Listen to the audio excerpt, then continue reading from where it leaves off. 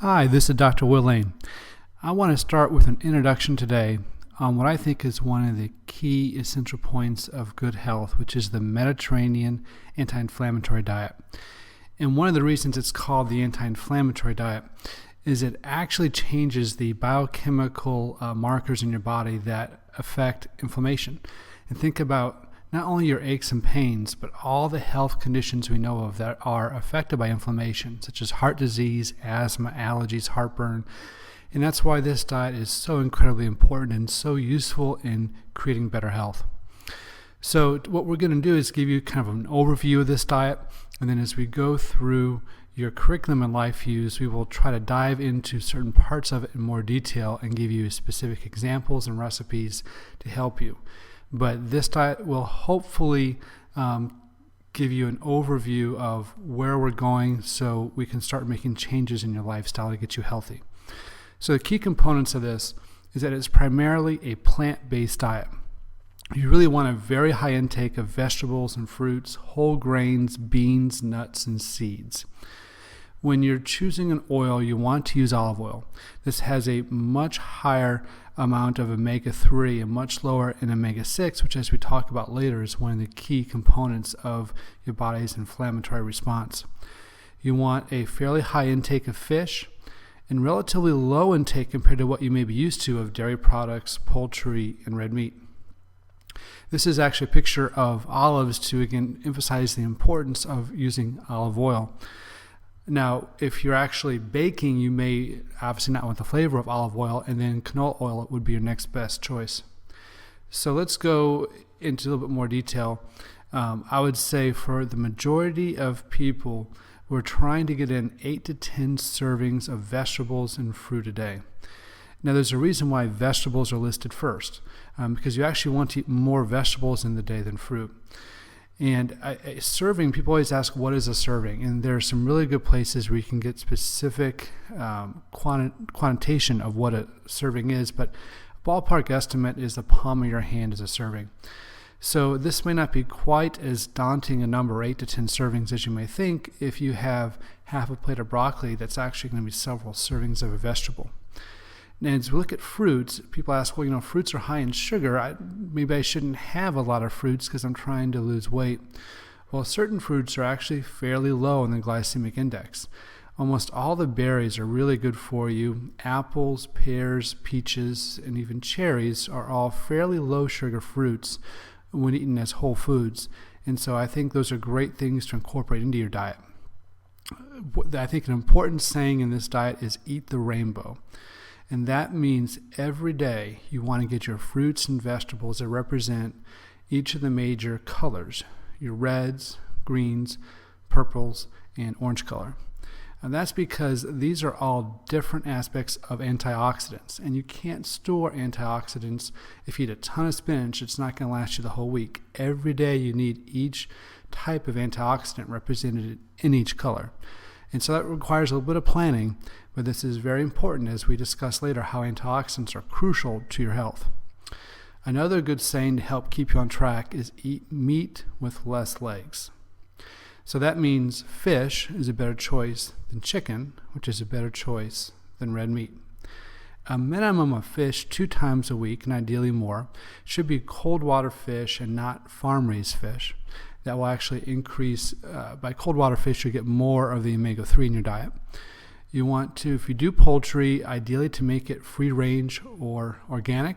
We'll talk more about that in future lectures, but the organic poultry has a higher amount of omega-3 in it and better nutrition. And really try to limit red meat, but if you can do red meat, obviously make it a leaner cut, and free range organic is better.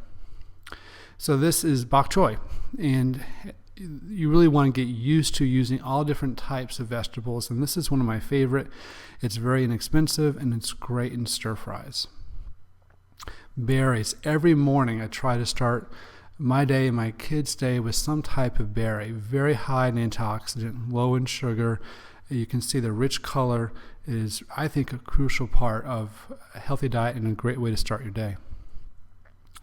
So going further, nuts can be a very important part of this diet.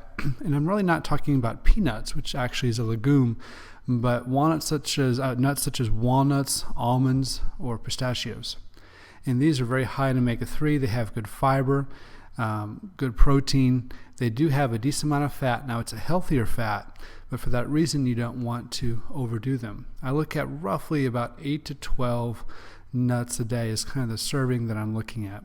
And I really like using nuts with the fruit as a snack because the nuts offer the protein and fiber to complement the fruit that may have a little bit more sugar. And so I think that's a really good combination. Then the next key part is eating whole grains. So you're trying to limit flour-based products, which really typically raise your sugar high, and eat the actual grains. As I tell some of my patients, it means you're eating like a horse. But you're looking for quinoa, which is a fantastic whole grain. That's the only grain that has all 9 essential amino acids, so it's a very good protein source. Brown rice, which is much better for you than white rice. It actually keeps your sugar much more steady. Barley, steel cut Irish oatmeal. A lot of people aren't familiar with this type of oatmeal, but it's the actual whole grain oatmeal, not the flakes you may be used to growing up. It kind of looks like grape nuts. It takes longer to cook, and likewise, it takes longer for your body to break down. So it helps stabilize your sugar and give you a very slow rise in blood sugar and fills you up because of its high fiber content. And again, we're really trying to limit processed carbohydrates. This really seems to cause high sugar levels or fluctuation in your sugar, and thus high insulin levels, which have a lot of health effects later on. So again, nuts, pumpkin seeds, these type of things can be a really important source of fiber and protein, and I think a very quick snack in your diet. And one of the sort of great concepts that I've heard in listening to other people talk about diet is the importance of going to whole foods. And one of the great examples that we're given is we need to think like a bacteria. And what this means is a bacteria, will eat almost anything. They'll eat feces and dirt and soiled products and anything that's kind of left over out in nature. But when you go to the grocery store and you look in the aisles and you see all this packaged prepared food that has a shelf life of decades, that means the bacteria isn't going to touch that stuff. I think Twinkies will last forever. We could have a nuclear war and I think Twinkies will still be there. And that's because the most simplest organism on earth, a bacteria, has figured out that food will kill you. And that's why when you buy the fresh produce, within several days it's becoming rotten. But that packaged food will stay forever. So let's think like a bacteria. Nature's already figured this out. Whole foods are much more desirable for your body. And if you can, in your diet and as you plan your meals, just eat God-made foods, I think you'll have much more success, be much easier in getting healthy. So there are a lot of known benefits of this Mediterranean diet. And it's not just that we think it's healthy, we know it has great health improvement. One of my favorite studies was the LYON study, Lyon, and it looked at people who were 70 to 90 years old, fairly high-risk group for mortality. And those who followed the Mediterranean diet and lived a healthy lifestyle had a greater than 50% lower rate of all-cause mortality. Really, really important. Also, again, talking about inflammation, this can be measured in lab work, in labs such as the C-reactive protein.